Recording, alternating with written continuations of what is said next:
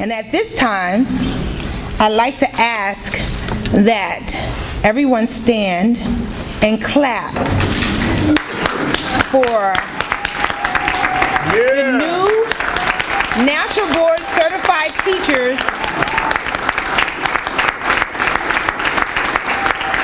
of 2013. Yes.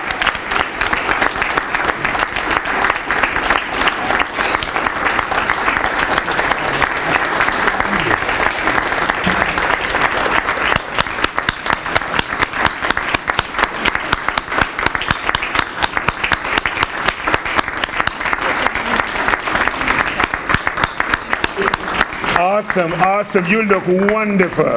Thank you so much. You might be seated. Thank you again.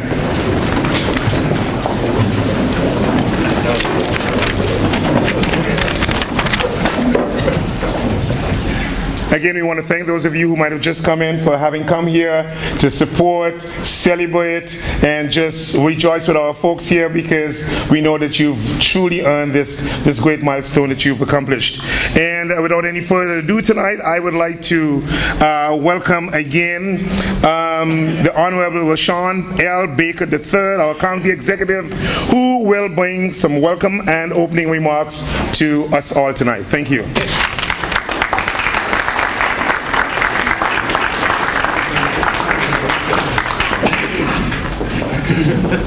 Behave yourself, Sekou. Good evening. How's everyone doing? This is indeed a great day for us in Prince George's County.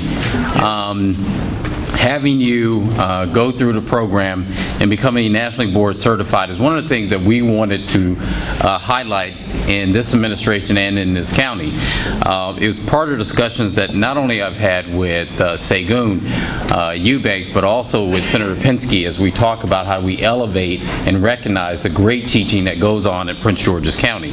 And so it is my pleasure to say thank you for doing this. Certainly this administration, Dr. Maxwell, supports this program, as you know, and we look to expand it. And so I'm just here to say and to give you another round of applause for them for doing a great job. We're very proud of you. I think this program is wonderful. I'll tell you that I have worked with teachers in a number of districts now who have gone through National Board Certification, and I'm pretty sure that you've worked harder than I did for my PhD, which wasn't an easy task, but I've seen the work that you do. I know what great reflective practitioners you become. I've seen the difference between teachers that have gone through this program and teachers that have not. And I commend you for dedicating the time and effort that has taken you to be certified, because everybody doesn't get that. You know this. There are people who go through the program and don't make it. I do want to expand the program, as the county executive said. And I'm willing to work with PGCEA and others to make sure that that happens. The people closest to me know I'm a pretty competitive person. This is the second largest district in the state. We should have the most National Board Certified teachers of any district in the state. And to provide the support and the incentives for that to happen is certainly on the agenda that I hold. There's a process that has to go into that, but I'm hopeful that working together we can do what it takes to make sure that your recognition is more than the words that I speak. So we'll leave it at that. So congratulations. I'm just thrilled to be here, and again, I'd love to have the most National Board Certified teachers in the state of Maryland. And we might be second in size, but we can be number one. Thanks.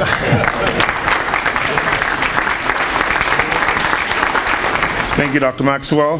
We're moving right along. We've got next on our program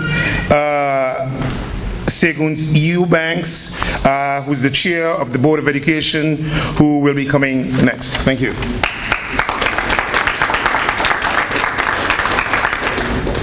Good evening. What an honor, what a pleasure it is to be among the folks to congratulate you for this tremendous achievement and to say to your family members, you have your family members back again. I know for you it has been a harrowing year, as it has for them as well.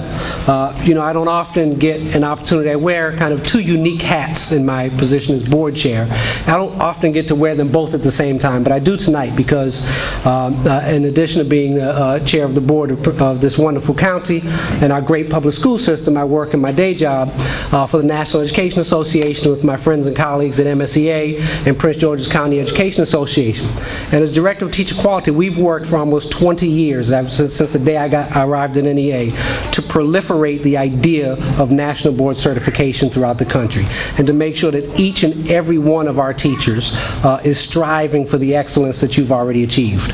So to be here and to welcome you into the Club of National Board Certified Teachers is again an honor. I want to challenge you real quick. I was given a bunch of PowerPoints with nice data. Yeah, there were 106,000 National Board teachers. 4,113 of them got certified this year, but 17, that's the number that counts right here in Prince George's County. You 17 matter tremendously. You have a heck of a task in front of you because, well, National Board is a way of exemplifying your teaching excellence. You have been called upon to be the new leaders of our profession in Prince George's County and across the country. And we talk about not only being leaders in instruction, mentoring your colleagues, helping your teachers who are struggling, opening the doors to your teaching so that others can learn from you, collaborating and building those professional learning communities, but also being leaders in the policy community, right? We know there's not a National Board Certified teacher on the board of directors.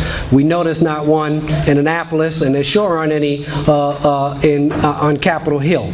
We need your voice. When we start talking about developing policies that are going to matter for children and for teachers, we need the voice of people like you in our ear every day telling us so some of our politicians don't screw it up like they have so often in the past.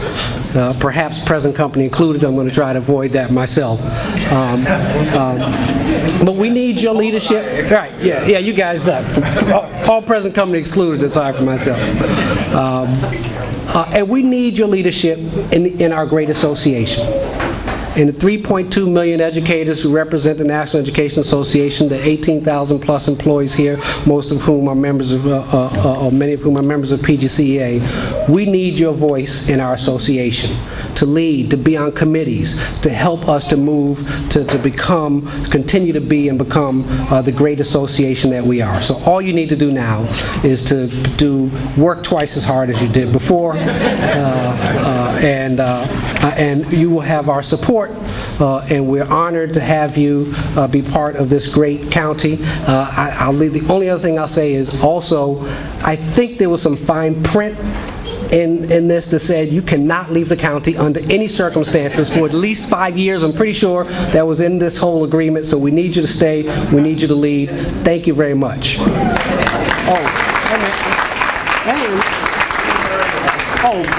By the way, and since I was run my mouth and give you a charge, I came bearing gifts as well. Two things that I think are really important. It's a great book called Teaching 2030 that's about the future of teaching and the role of great teachers like you in helping to transform this great profession of ours.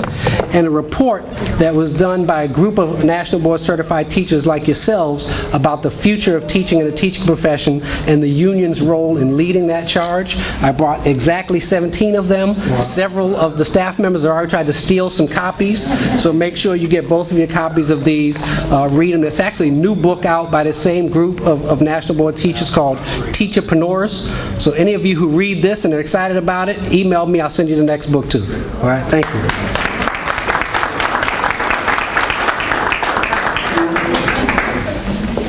Wow. Thank you, Dr. Eubanks. We really appreciate all the gifts that you have shared with our new National Board Certified teachers. That's awesome. At this time, we have a special treat for you. This young man is in the 4th grade from Benjamin Falloy School, And I'd like for you guys to put your hands together for this extraordinary young man, Mr. Nigel Bennett.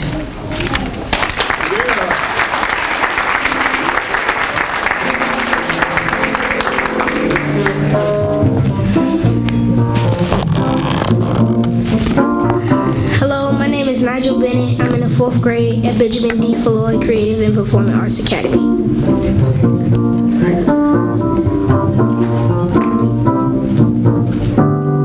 They say the neon lights are bright on Broadway. They say there's always magic in the air. But when you're walking down the street and you ain't had enough to eat, the glitter rubs right off and you're nowhere. They say that people treat you fine on Broadway, but looking at them just gives me the blues. 'Cause how you gonna make some time when all you got is 1 thin dime, and 1 thin dime won't even shine your shoes? They say I won't last too long on Broadway. I'll catch a Greyhound bus from home, they all say. But they're dead wrong, I know they are, 'cause I can play this here guitar, and I won't quit till I'm a star on Broadway.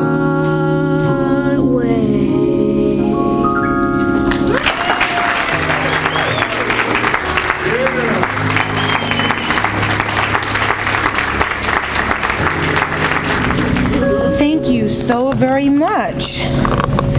Now, this next person that I'd like to invite up is very special in the inception and the continuation of national boards. Back when national boards first came to our county, there were just 12 national board certified teachers. And this person lobbied continuously to gain funds in order to make national board come into fruition. As a matter of fact, I don't think we would be here if it were not for this person. And with that being said, national boards at one particular point in time had a nice stipend for teachers. And everybody wanted to come out and apply and do the coursework for national boards. So when those funds were cut, we still have people who decided to make that come into fruition for themselves. So we just want to say thank you for taking that initiative, even without the stipend, to forge through and make that trek. We really appreciate what you've done. But we wouldn't have any of this if it were not for this person. This innovative person just worked tirelessly to make sure that our office was staffed to support national board certified teachers or people who were trying to become national board certified. So we would like to put our hands together and welcome to the podium Senator Paul Pinsky. Thank you.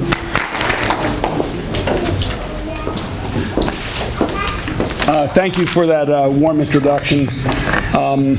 Usually at this point I say thank you and walk off the stage because it can only go downhill. But let me start by congratulating all of you for pursuing and succeeding at gaining national board certification. It is indeed an honor, so you should feel very proud. Sugun captured some of my comments, but I went to an NEA convention probably in the early 90s, and a woman by the name of Mary Hatwood Futrell, who was the president of NEA and went on to become dean of education at George Washington University, talked about having a high standard nationally for educators. Something where educators were assessing other educators and expecting the most, and having this national standard. And I took that to heart as someone sitting in an audience back then. And I came back in mid or late 1990s when Maryland had 0 national board teachers, 0. And we were able, and I was very fortunate, and I underline fortunate, to be able to initiate a state program that paid the tuition, where the state pays 2/3 and the county pays 1/3, a matching third, to start the program to really give it some momentum in the state. And that was, dating myself, but probably 14, 15 years ago, approximately. So again, in Maryland, there were 0. It's 2014, there are 2,575 National Board certified teachers in Maryland, and in Prince George's County, there are now 347, primarily the last 17 because of you. Absolutely, absolutely. And as was alluded to, I'm sure the last year, in some cases maybe 2 years, have been very difficult for you and family. You've probably put family on the back burner, hobbies very far on the back burner, and a number of other things you would have liked to have done, you knew you weren't going to get to for a while. So I really appreciate that and respect that. But, you've joined a very important movement. And the movement is not just of being part of National Board, but it's a movement afoot across the country, actually led by National Board, that sets reflection on your work, of looking at your work, and then looking at your practice and what works and what doesn't work, and changing your practice, of being self-critical. And that's a very important movement, because in fact, it's at the base for a lot of some of the national education reform movements, particularly for evaluation. Many of them across the country are embracing what National Board and the principles of National Board started over 20 years ago. And these people are key components of that. And I think, as also was said, I think in some respects you have a new responsibility. And that's to be a catalyst for the change of school culture in your respective schools. Because having educators down the hall, next door, or somewhere in the building, maybe not just 1, but 2 or 3 or 4, who understand and will start that discussion in the teacher's lounge or in a team meeting to say, why didn't it work? And to get colleagues to say, yeah, why are those 4 kids not getting it? And what am I doing wrong? Or how do I need to change my practice to think a little deeper when they have the time? Obviously, everybody is under lots of pressure. But to get that discussion on a fairly high plane of being self-critical. And a lot of people, all of us, are somewhat resistant to being self-critical. We don't do things wrong. But to get people to say, what am I doing wrong that I'm not reaching these children?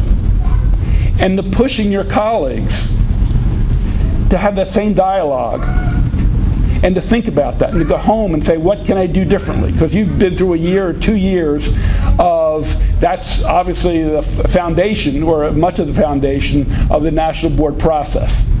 And so I hope you can take what you've learned and had to go through yourself and mastered. Now you've mastered the methodology of reflection. None of us have mastered the methodology of finding that perfect potion of successful, perfect instructional teaching. But you have mastered that methodology of understanding, what did I do wrong in this lesson? How can it be improved? How do I have to approach it differently? What different mode do I have to use to reach those children? And you've gained that. And you need, in your next step, to share that and not be bashful about that. And you also need to encourage other people to go through the intense program like you did. And we value you, and I want to underscore what Dr. Eubanks said, is we'd like to have that 5-year, 10-year, 15-year commitment to Prince George's County, because we want to make this county the best and brightest and the most dynamic in the nation. Now, we can give kind words, but we also would like to see remuneration, compensation to go with it. Say amen. And I'm sure the families are also joining in on that amen. We would like to give it financial meaning. You put a large commitment of a year or 2 years of pursuing this. We want to make sure you stay here, and sometimes finance can help do that. We don't want you looking to another county that does better on the financial thing. We believe you are committed to the county and helping our children, but we want to make it worthwhile and show our commitment to you too. So hopefully, if there are any glitches or any problems, that can be worked out between all the stakeholders in the county who affect that issue. So let me close with this, because we're making a quick program. When I went to the legislature with this idea numbers of years ago, I had an idea. I was a classroom teacher, and it sounded right to me. But it was on the ephemeral, on the theoretical level. As many leaders, and we have many of them, you in our audience, when you're a leader, you always want to turn around and see if there are people behind you. Because then, if there aren't people behind you, you're not much of a leader, or you're off on the wrong track. And so, 14, 15 years later, and 347 in Prince George's County, 2,500 in the state, and a new 17 here, it's very pleasing to me personally, as someone who tried to get this started, that people have followed, have done the hard day-to-day work, putting aside other responsibilities, family, etc., because you want to be better. And that people have responded to that policy, that hopeful idea of how we can improve instruction in the whole state, because the program is a statewide program, and they've all grown. And it's nice, as some will call me leader, some will call me other names, but that when I look around, there are people behind me who've picked up the brace of the future of education. And so in that regard, I want to thank you too, and wish you the best of luck. Thank you. All right. So at this time, we're going to call our 2013 National Board Certified Teachers to come up at this time one by one and shake the hands of our esteemed guests. First, we'd like to ask that Valerie Anderson from Avalon Elementary School, please. Yeah. You can give them. You can. Maybe the last person gives them the pen. The last person. Yes. All right. Next up, we've got Miss Lisa Hawkins from Deerfield Run Elementary School. Let's hear it for Lisa. And I think this next person, this is his second one. I'd like to welcome Mr. Edward Crawley from James Randall Elementary School. Yeah. Next up, Miss Sharon Hindman from Paint Branch Elementary School. Let's hear it. Next, we have Ivy Delos Reyes from James Ryder Randall Elementary School as well. Wow. Awesome, awesome. Up next is Miss Annetta Jackson from Kettering Elementary. Next, we have James Dorsey the Fourth from Vansville Elementary. Followed by Clementine Kameni Mbala from Hyattsville Elementary. Next, we have Bernadette Garcia from H. Winship Wheatley Early Childhood Center. Followed by Mr. Kevin Kendrick of William Worth Middle. Let's hear it. Next, we have Josephine Michael from Eleanor Roosevelt High School. Yeah, that's my school. Followed by Miss Donna Laura. I'm sorry. Miss Donna Laura Ha. Miss Donna Laura Ha, and again, it must be made known that she is another person who has gone the second time around for National Board Certification. Let's hear it from Miss Donna. Wow. And next, we have Camilla P. from Charles H. Flowers High School. Yeah. Followed by Christine Lembo from Kingsford Elementary. Next, we have Mackenzie Petrie from Highbridge Elementary School. Yeah. Followed by Rowan Loy from Bradbury Heights Elementary School. And last but not least, we have Geraldine Joan Rosso from Cooper Lane Elementary School. Yeah, let's hear it.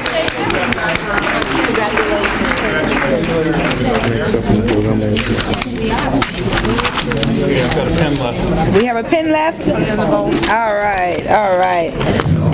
You have a lot? You have a couple more.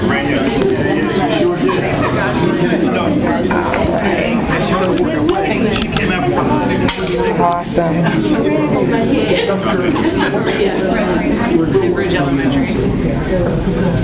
Yes. Let's give them another round of applause. Yes, it is.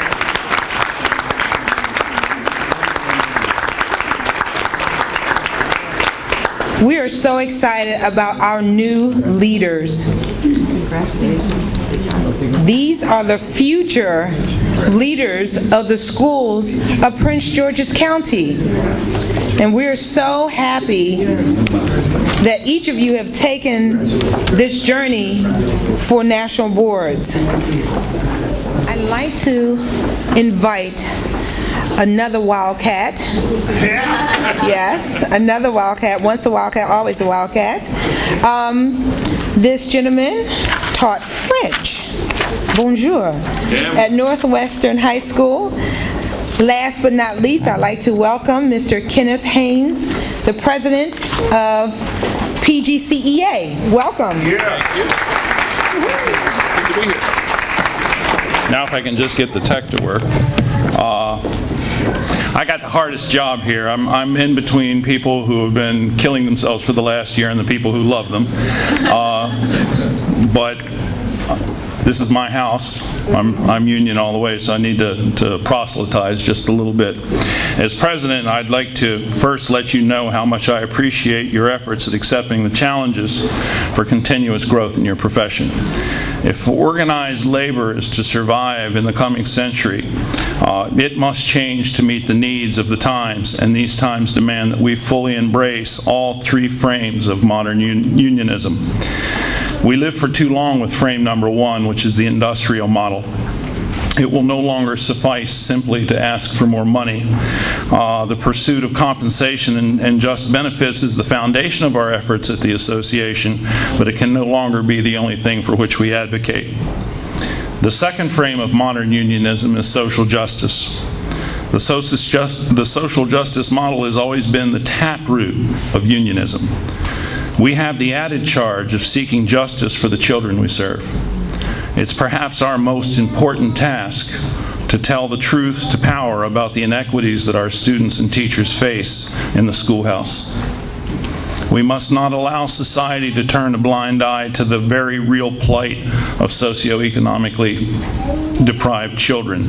If we know one thing from Diane Ravitch's new book is that the gap between races has closed, the achievement gap, but between poor and rich, the gap has widened in the last 30 years. So we have something to do on that regard.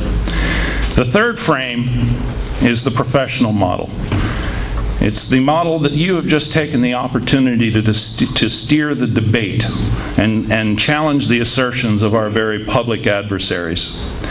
You're here today because some years ago, union leaders wanted to lay out a leadership path for educators on a par with the American Medical Association or the bar for the legal profession. Educators must continue to lead this charge to establish the parameters for what constitutes proficiency and excellence in the classroom in our chosen line of endeavor. To win on all three of these fronts, it's imperative that we erase the public perception, however erroneous it might be, that teachers' unions have any tolerance for ineptitude in the classroom. A few weeks ago, the CEO, Kevin Maxwell, asked me to address the Board of Education during the presentation of the 14-15 budget, which contains a $2 million set-aside for a pilot peer assistance and review program. This initiative will require about 5 years to develop fully. A cadre of instructional superstars, who I hope you're in that club, to act as cooperating teachers, first to newcomers to the profession, and then to all non-tenured teachers, and finally as another layer of due process for tenured teachers who have been identified as struggling. It's my hope that a lot of National Board certified teachers will be thinking about that position of becoming a cooperating teacher. As I said in my speech to the Board of Education, we can no longer allow professional development to proceed by the sink or swim method. For the most part, trial and error instruction leads to too many new teachers drowning. The current model of biannual and potentially adversarial dog and pony shows is inadequate to the task of improving instruction across the board. So I petition you to become involved in PGCEA. We need your leadership. We need you to come and make teacher leadership about a great deal more than wanting to become an administrator. Some of us want to stay in the classroom. It's incumbent upon us to elevate the expectations and standards for professional practice, period. No hospital administrator would presume to tell a doctor where to make the cut with the scalpel. When malpractice or malfeasance is asserted, doctors and lawyers will be heard by their peers in their respective professions. We need to join the ranks of true professions and become self-monitoring on issues of professional practice. Teacher leadership means inclusion of teacher voice in all decisions involving pedagogy. Improving instruction means a lot more of asking teachers what they need and a lot less of telling them what to do. That's why the leadership team at PGCEA has applied for a grant to fund a year of study for opening an association-led contract school. In these times of reform du jour, it's difficult to remain upbeat and optimistic, and I know that you've had a long year. But you have one little piece of homework to do for your association. We need you to familiarize yourself with a new book called Trusting Teachers with School Success: What Happens When Teachers Call the Shots. Leadership teams, both here in the center and at Sasser, have started down the road to retooling the teaching profession in such a way that leads to greater autonomy for teachers, for those who work with children. Recognizing teacher voice is a trend across the country, a trend that is meeting with greater academic success for children and more rewarding scenarios for teachers to do their work. You'll be hearing more about these initiatives in the coming months. And I hope you do accept the challenge for continuous growth in your profession. Thank you very much. Thank you so very much. And this concludes our ceremony, but I'd like to thank PGCEA for allowing us to use their facilities. So at this time, just mingle and meet and hug and congratulate the new NBCTs. And thank you so very much. And don't forget to come get your books.